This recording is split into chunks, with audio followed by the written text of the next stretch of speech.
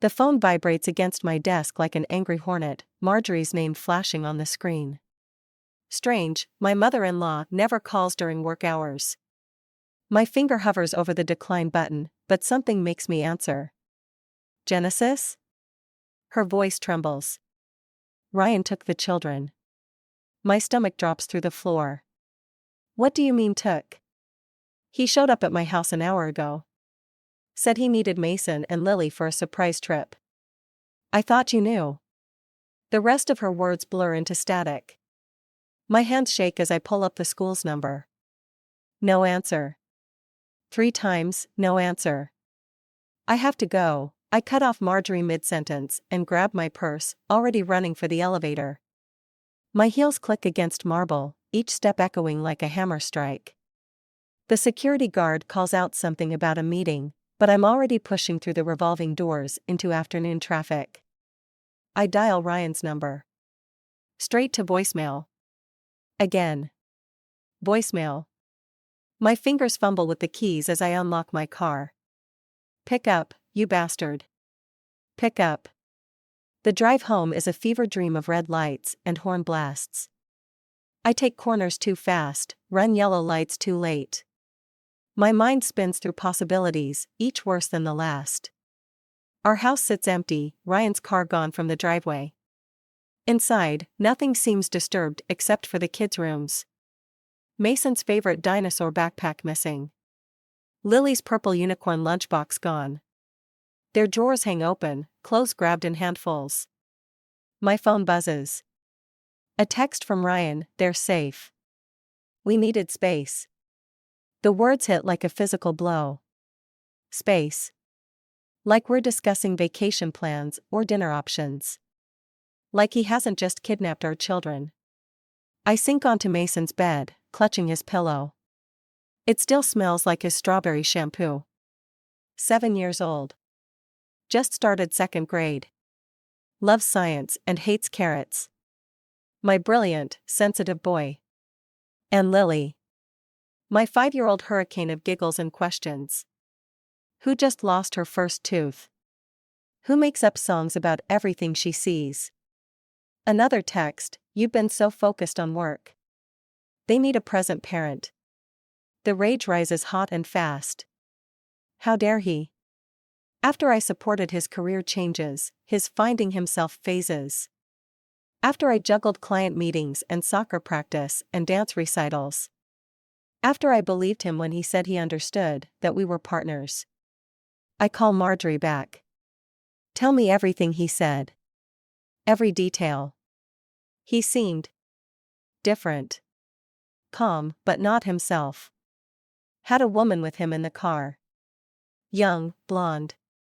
The pieces clicked together like a toxic puzzle. The late nights at the office. The new cologne. The sudden interest in fitness. Jessica, I whisper. The bartender from his office party 3 months ago. The one he said was just being friendly. My fingers dig into the pillow until my knuckles turn white.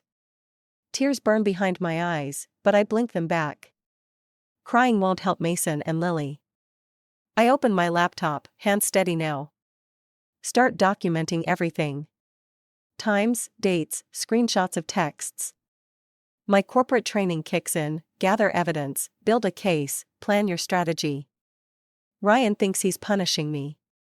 Thinks he's found my weakness. But he's forgotten something crucial. I didn't climb to senior sales executive by backing down from a fight. My phone buzzes again. A photo this time, Mason and Lily at some restaurant, forced smiles and worried eyes. Location services disabled, of course. But there's a sign reflected in the window behind them. I save the photo, start making calls. First the police, then my lawyer. Each number dialed with precise, controlled fury. Ryan wants to play games? Fine. But he's about to learn that he's not the only one who can be calculating. And unlike him, I'm fighting for something real.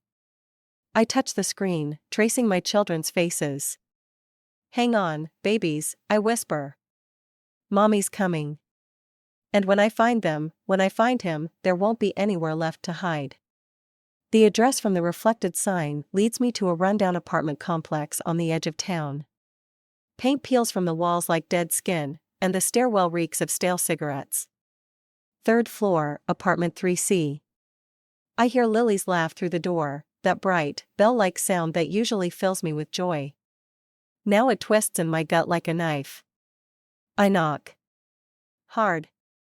3 times.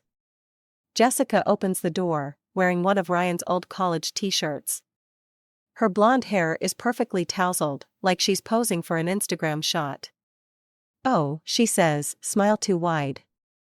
"You must be Genesis." "Where are they?" "Mommy." Lily barrels into my legs.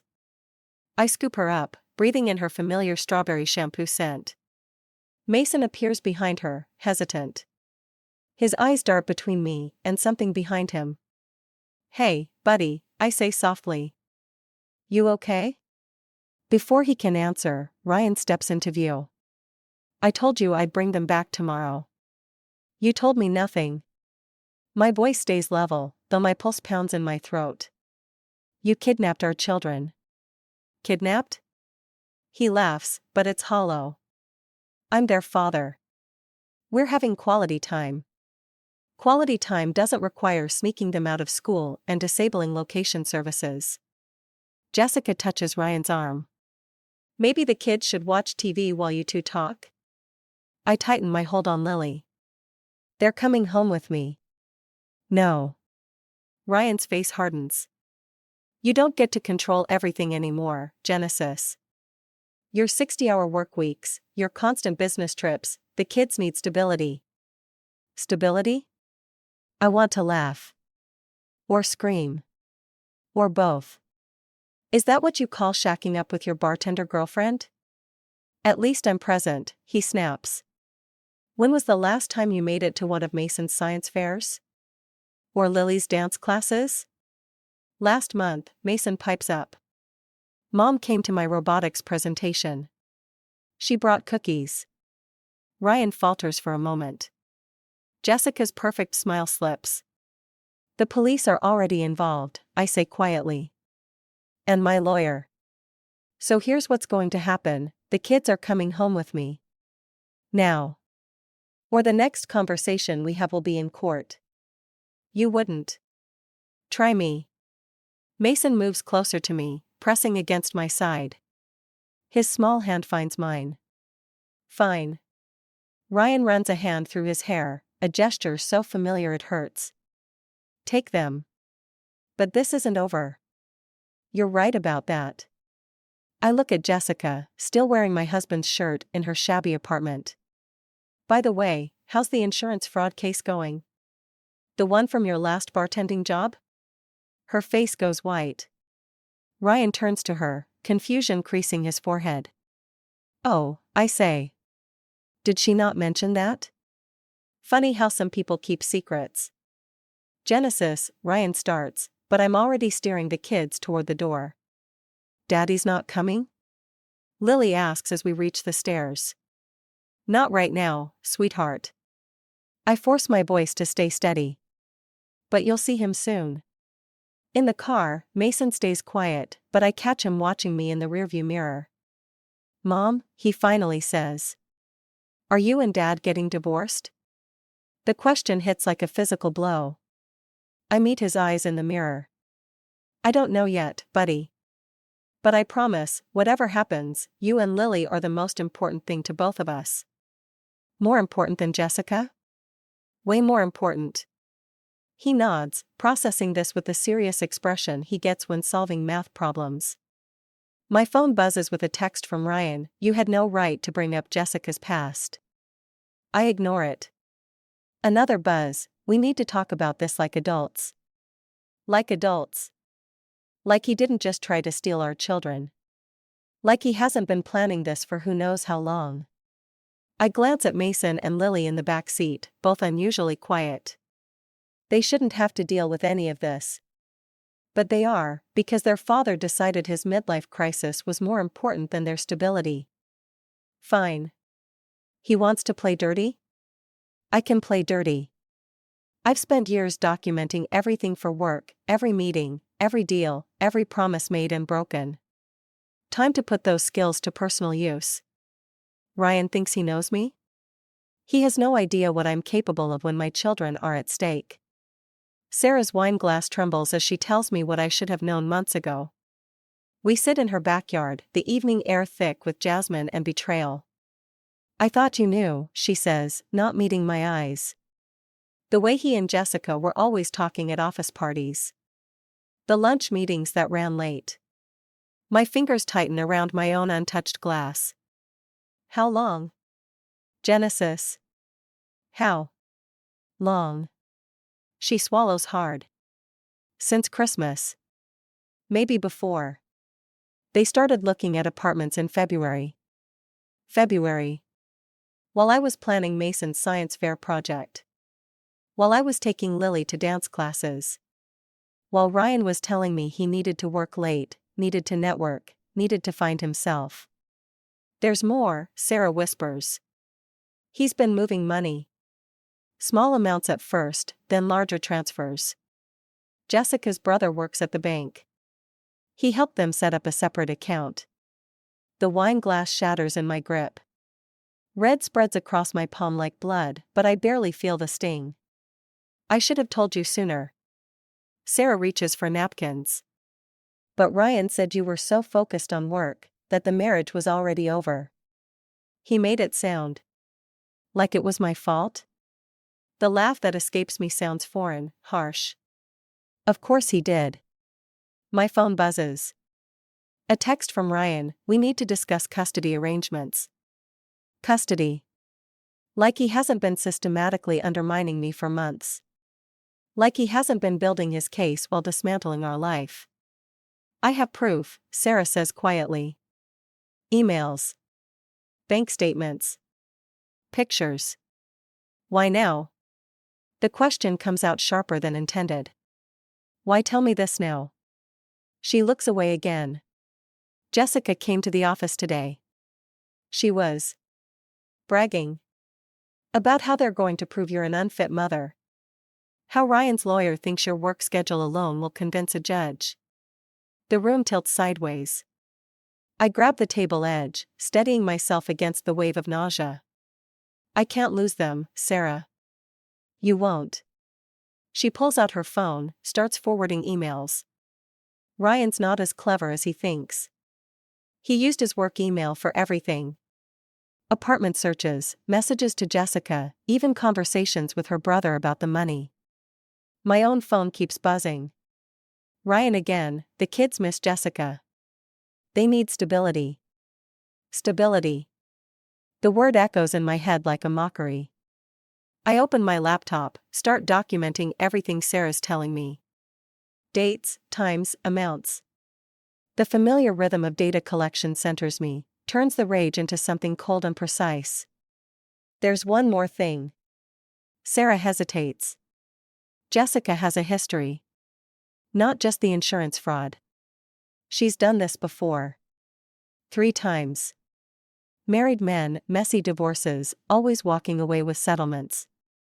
And Ryan doesn't know? He thinks she's his soulmate. Sarah's laugh is bitter. Just like the others did. My phone rings, Marjorie this time. I answer on speaker. Genesis? Her voice shakes. Ryan's here. He's demanding Mason's passport. Says they're planning a trip to Mexico next month. Mexico. Where custody agreements don't matter. Where children disappear. Don't give it to him, I say, already grabbing my keys. I'm on my way. He's saying awful things. Marjorie's voice drops to a whisper. About you, about your parenting. This isn't my son anymore. I don't know who this is. Stay inside. Lock the doors. I'll be there in 20 minutes. I end the call, turn to Sarah. I need copies of everything. Now. She nods, fingers flying over her keyboard. I'll send it all. But Genesis? Be careful.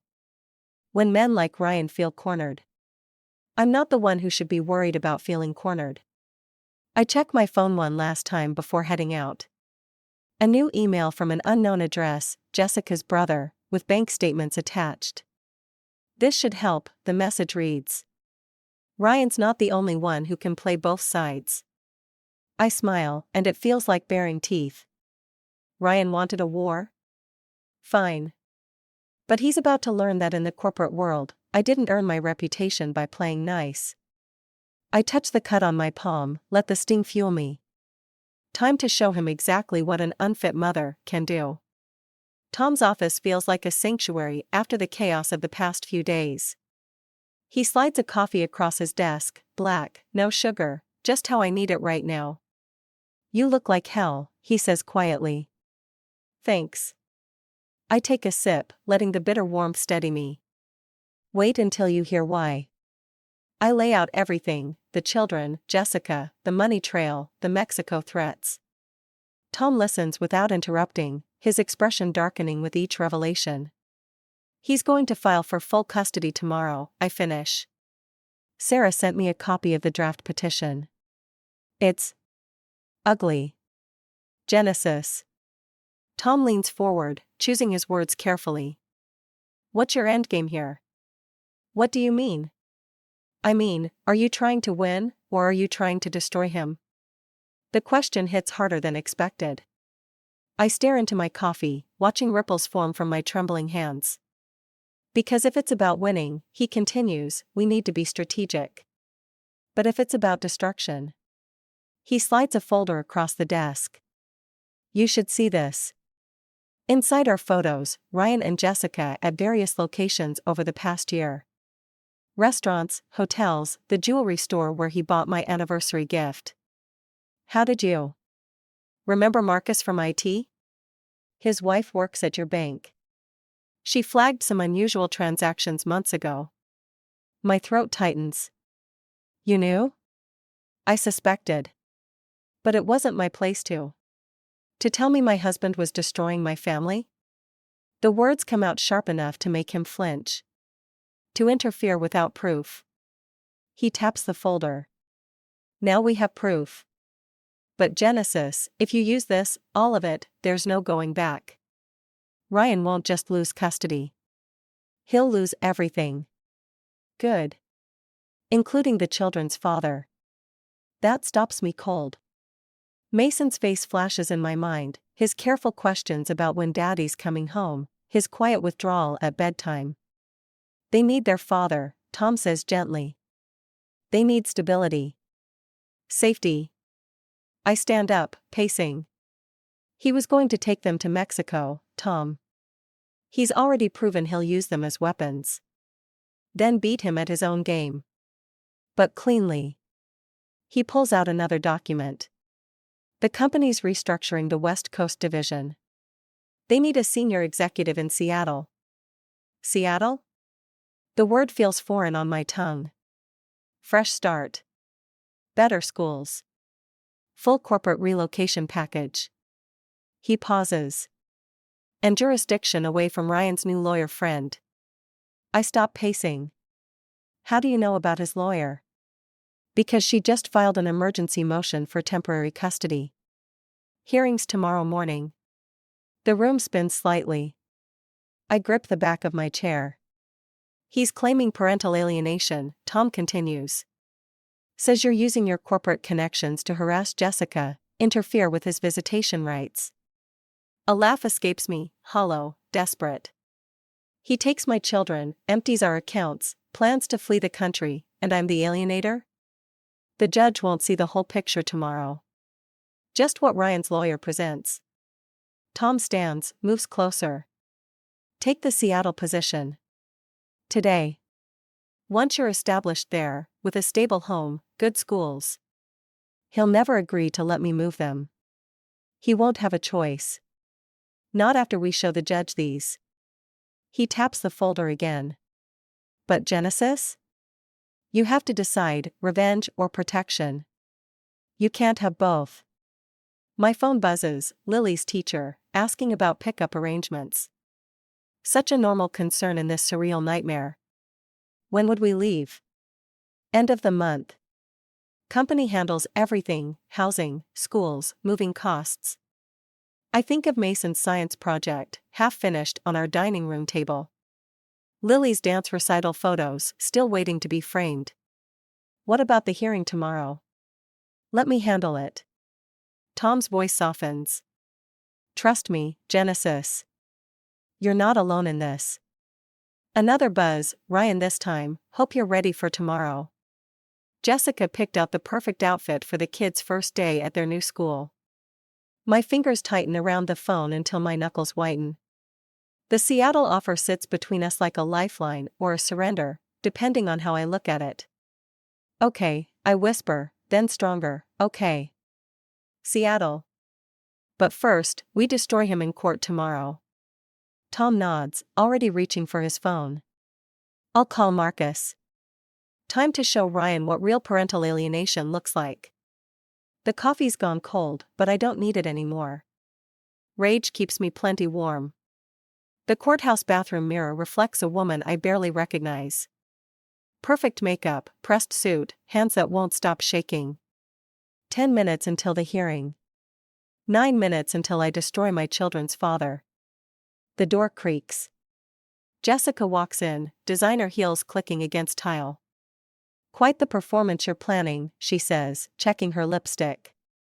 All those documents, all those witnesses. Must have taken weeks to arrange. I meet her eyes in the mirror. Funny how karma works. You know what's funnier? She turns, leaning against the sink. Ryan's not the only one with secrets. Tom's been quite helpful, hasn't he? My blood freezes. What are you talking about? Those photos he gave you? The bank records? Her smile turns predatory. Did you ever wonder why he had them? The pieces clicked together with sickening clarity. Tom's convenient timing. His ready-made escape plan to Seattle. He's been watching Ryan for months, Jessica continues. Waiting for the perfect moment to swoop in. Knight in shining armor, for the desperate single mom. My phone buzzes, Tom, wondering where I am. I silence it. Why are you telling me this? Because I have a better offer. She pulls out an envelope. Ryan's planning to use these in court. Letters you wrote, back when you were working late. Begging him to be patient, promising to be a better wife, a better mother. The words hit like physical blows. I'd forgotten those letters, desperate attempts to save a marriage that was already dead. But they don't have to see the light of day, Jessica says softly. Drop the custody case. Take the Seattle job. Ryan will agree to joint custody, no questions asked. And what do you get out of this? Ryan. She shrugs. He's not as worthless as you think. His family money alone. You knew about that too? The trust fund Ryan's grandfather left him. The one that matures next month. Honey, I know everything. Including what Tom's really offering in Seattle. She taps the envelope against her palm. Question is, do your kids need to know how their mommy really feels about them? The letters. God, the letters. Written during deadlines and deals, full of guilt and promises I couldn't keep. In the wrong context. My phone buzzes again. The hearing starts in 5 minutes. Tick-tock, Jessica whispers. I think of Mason's face this morning, asking if he had to talk to the judge. Lily's tears when I dropped them at Marjorie's. If I agree. Already drafted. She pulls out another document. Joint custody. You get Seattle, we keep the house. Everyone wins. Except Tom. Men like Tom? Her laugh is bitter. They're all the same. Using other people's pain to play hero. The bathroom door opens. Sarah rushes in, stops short at the sight of us. Genesis? They're ready, she sees the papers in Jessica's hand. What's going on? I look at my reflection again. The perfect mask I'd constructed, ready for war. Ready to sacrifice my children's stability for revenge. Tell Tom I'm not coming, I say quietly. Sarah's eyes widen. But the evidence was never about justice. I take Jessica's agreement, scan the terms. It was about ego. Mine and everyone else's. Smart girl. Jessica's smile doesn't reach her eyes. I'll tell Ryan you're being reasonable. She leaves, victory in every step. Sarah grabs my arm. You can't trust them. After everything they've done. I trust them to be exactly who they are. I sign the agreement, hands steady now. Selfish, manipulative, predictable. Just like Tom. Genesis. Call the movers. We leave for Seattle next week. I straighten my jacket, wipe away a smudge of lipstick. But first, I need to make some calls. To who? I think of Ryan's grandfather, who always liked me better than his grandson. Of Jessica's past victims, whose contact information is safely encrypted on my home computer. Of Tom's wife, who doesn't know about his pattern with vulnerable colleagues. Everyone, I say softly. I need to call everyone. Because Jessica's right, revenge isn't worth my children's peace. But she forgot something crucial: the best revenge doesn't look like revenge at all. It looks like patience. 3 days before our move to Seattle, Ryan's grandfather dies. The timing isn't coincidental, nothing in this game ever is. I watch from the back of the funeral home as Jessica clutches Ryan's arm, playing the grieving support system perfectly. Mason sits between us in the front row, his small hand wrapped around my fingers. Lily's with Marjorie, too young to sit through the service. Too young to understand why Mommy and Daddy can't sit together anymore. He changed the will last week, Sarah whispers beside me. Everything goes to a trust for the grandchildren. Ryan can't touch it until Mason turns 18. I keep my face carefully blank, but satisfaction burns in my chest. One phone call to Grandfather Thompson about Ryan's plans for Mexico was all it took. The old man always did hate disloyalty. Ryan turns, catches my eye. His face twists with sudden understanding. The reception afterwards is a masterclass in subtle warfare. Jessica works the room, spreading sympathetic whispers about my absence during the final days. What she doesn't know is that every person she speaks to has already received proof of her previous marriages, her financial schemes, her outstanding warrants in 2 states. You did this. Ryan corners me by the refreshments. You turned him against me. You did that yourself. I sip my water. The moment you planned to take his great-grandchildren to Mexico. It wasn't like that. Save it for your next girlfriend. I'm sure Jessica will be gone once she realizes there's no trust fund coming. His face pales. What did you do? Nothing. Just made sure the truth came out. Like Tom's history of pursuing vulnerable colleagues. Like Jessica's pattern with wealthy divorcees. I set down my glass. Truth has a way of spreading. Mom? Mason appears between us. Can we go home? My stomach hurts. Ryan reaches for him, but Mason steps back, pressing against my leg. The rejection hits Ryan like a physical blow. Sure, buddy. I smooth Mason's hair. Say goodbye to your father. Bye, Mason whispers, not meeting Ryan's eyes. We're halfway to the door when Jessica intercepts us, her designer dress a shade too tight, too young for a funeral. You think you've won? She hisses. We still have those letters. One call to child services. About that.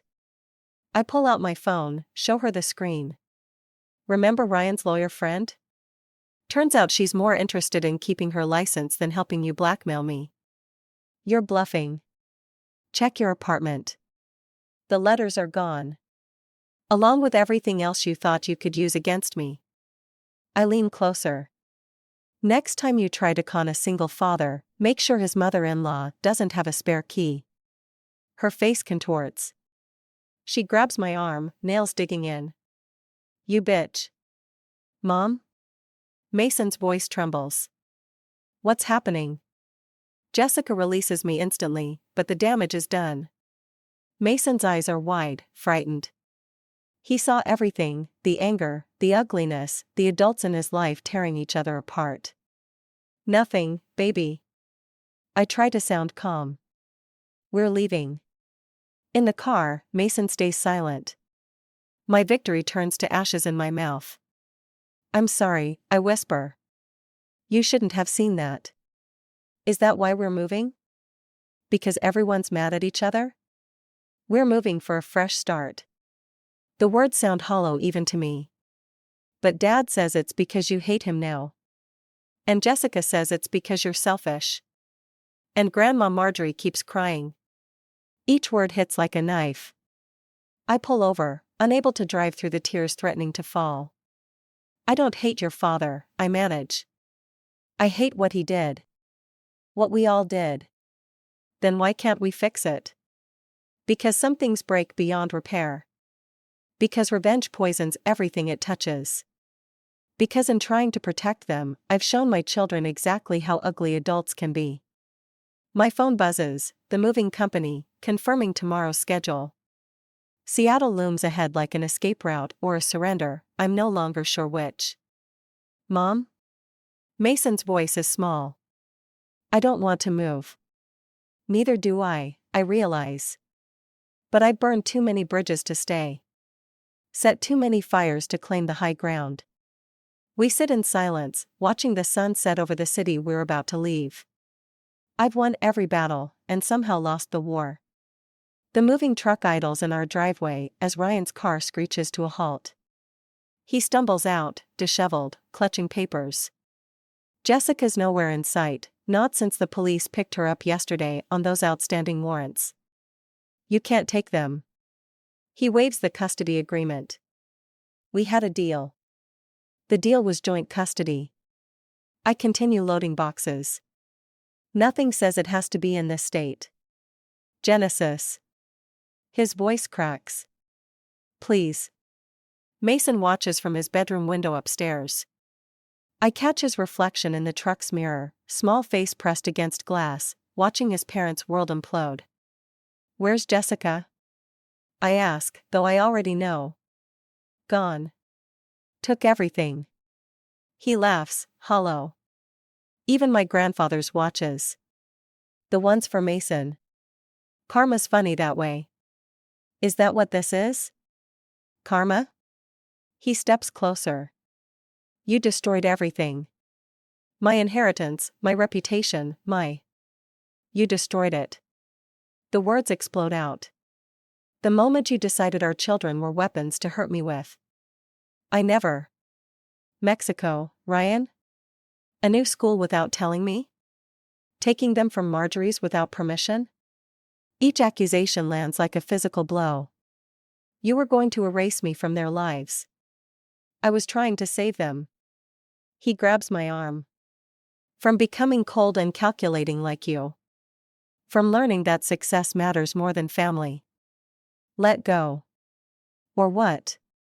You'll destroy what's left of me. His grip tightens. There's nothing left to take. Dad? Mason's voice cuts through the tension. He stands in the doorway, trembling. You're hurting Mom. Ryan releases me instantly. Steps back like he's been burned. Mason, go inside, I say quietly. No. Ryan moves toward him. Buddy, you don't understand. Your mom tried to protect us. Mason's voice is small but steady. While you lied. The words hit Ryan like bullets. He staggers slightly. Who told you? I heard you. With Jessica. About taking us away so Mom couldn't find us. Mason's eyes fill with tears. You were going to make us leave everyone. School, Grandma, everything. I was trying to give you a better life. By stealing us? Ryan flinches. Reaches for our son. Mason backs away. I hate you, he whispers, then runs inside. The silence that follows is deafening. Ryan stares at the space where Mason stood, something breaking in his expression. Happy now? He asks finally. You've turned them against me. No, Ryan. You did that yourself. I pick up another box. Just like you turned yourself against me. Against our family. What family? He gestures at the half-empty house. You're taking them across the country. To protect them from becoming collateral damage in your midlife crisis. And what about your revenge crisis? His laugh is bitter. You're not innocent here, Genesis. No, I agree quietly. I'm not. But I learned from it. You're still playing the victim. Lily appears in the doorway, clutching her unicorn. Daddy? Are you coming with us? The question hangs between us like a loaded gun. Ryan looks at me, pleading silently. No, sweetheart. I answer before he can make promises he won't keep. Daddy's staying here. But you'll see him on holidays. And weekends, Ryan adds quickly. I'll fly out. Every month. We both know he won't. The trust fund's gone, his job's hanging by a thread, and Jessica cleaned out their joint accounts before disappearing. Promise? Lily asks. Ryan opens his mouth, closes it. For once, he doesn't lie. The moving truck's horn honks, a reminder that time's running out. Just like our marriage did, one broken promise at a time. We need to go, I say softly. Ryan nods, defeated. Watches as I lead Lily inside to get her brother. Genesis, he calls after me. I did love you. Once. I turn back, see the man I married somewhere and the stranger he's become. I know, I reply. That's what made it hurt so much. The door closes between us with a final click. Inside, our children wait to leave the only home they've known. Outside, their father stands in the wreckage of the life he gambled away. Sometimes, I realize, revenge isn't about winning. It's about surviving what's left when the battle's done. The Seattle rain drums against my office window as I review the latest email from Ryan's lawyer. Another missed child support payment, another excuse. Below it, a message from Marjorie about Ryan's latest job loss. His fourth since we left. Mason's artwork decorates my walls, bright splashes of color against Seattle's gray. His latest piece shows our old house, but with wings attached, flying away. His therapist says it's progress. My phone buzzes, Tom, asking about dinner plans. I delete the message without responding. Some bridges stay burned.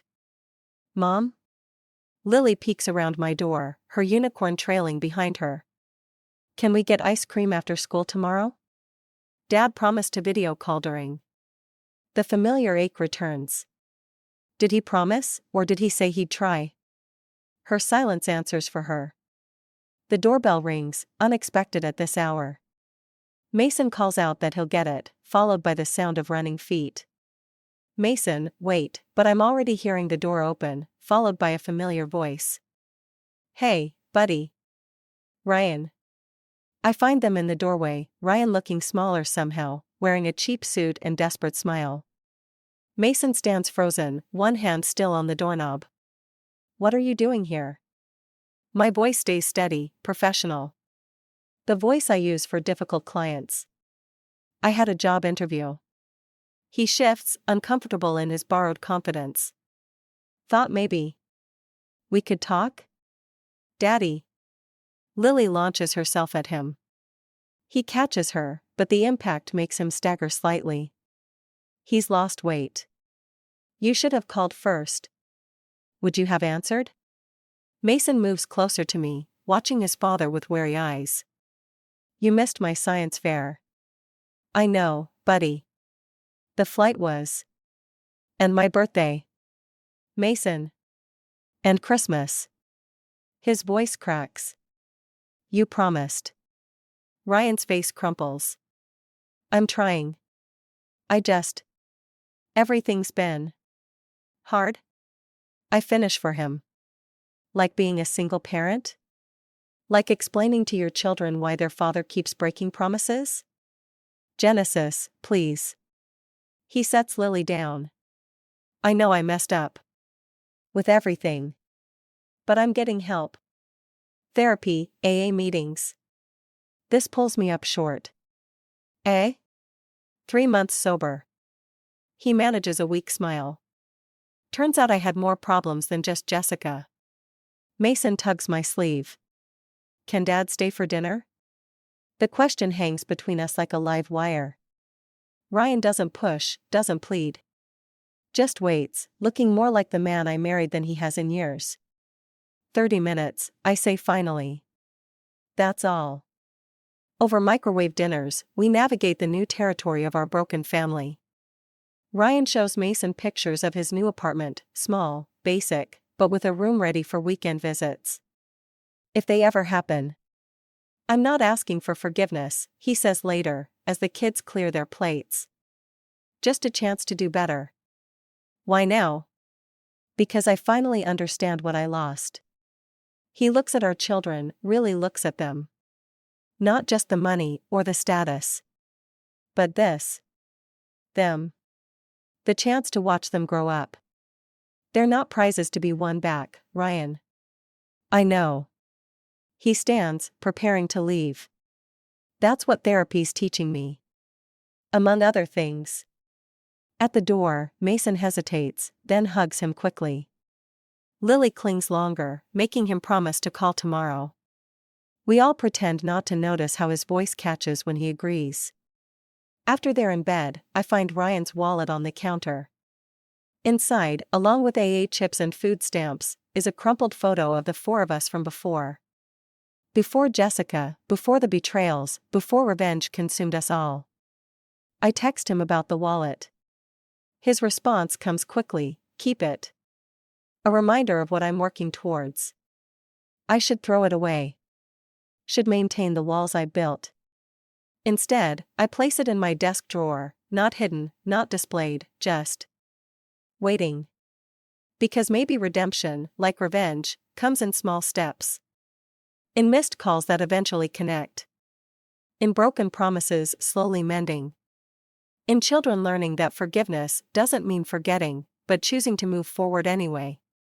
The rain continues outside, washing away another day in our new normal. Not perfect, not ruined, just healing.